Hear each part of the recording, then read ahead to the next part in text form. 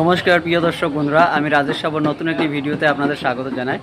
এসেছি আজ শিলচর তুলাপটিতে। আমরা একটি নাল কেনার জন্য এসেছি, অনেকজনে এসেছি, কে কে আমরা এসেছি তো দেখাবো এবং নালটি দেখাবো কোন নালটি আমরা কিনছি। সৎসঙ্গ উপাসনা গৃহ আমলাঘাটের জন্যই আমরা নালটি কিনছি, ঠাকুরের সৎসঙ্গে বা নাম সংকীর্তনে যাতে সেটি ব্যবহৃত হয় আমরা বাজাবো সবাই মিলে। আর দেখি আমরা কোন নালটি আমরা কিনছি। তারক ফ্লুটে এসেছি শিলচরে।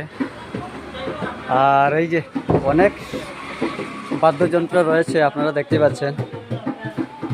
আপনারা যদি প্রয়োজন হয় আপনারা আসবেন। এই যে অনেক রয়েছে, যে গিটার রয়েছে, হারমোনিয়াম রয়েছে, অনেক বাদ্যযন্ত্র রয়েছে এখানে, অনেক গিটার। আমাদের ধর্মী থেকে আমাদের রনিদা এসেছেন, কিছু কই জয়গুরু। তো নাল দেখিলেই নাল দেখা চলে। আমার বিকাশ দা এসেছেন, নমস্কার, কিছু কই। নমস্কার, জয়গুরু। জয়গুরু।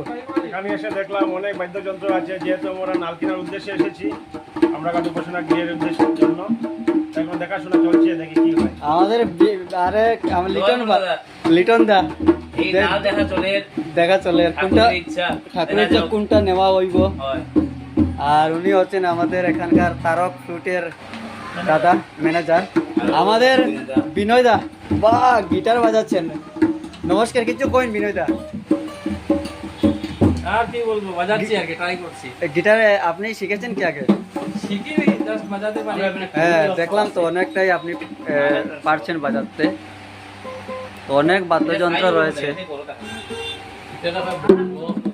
আমাদের বিকাশ দা এই যে কঙ্গ বঙ্গ না, এটা বঙ্গ। বঙ্গ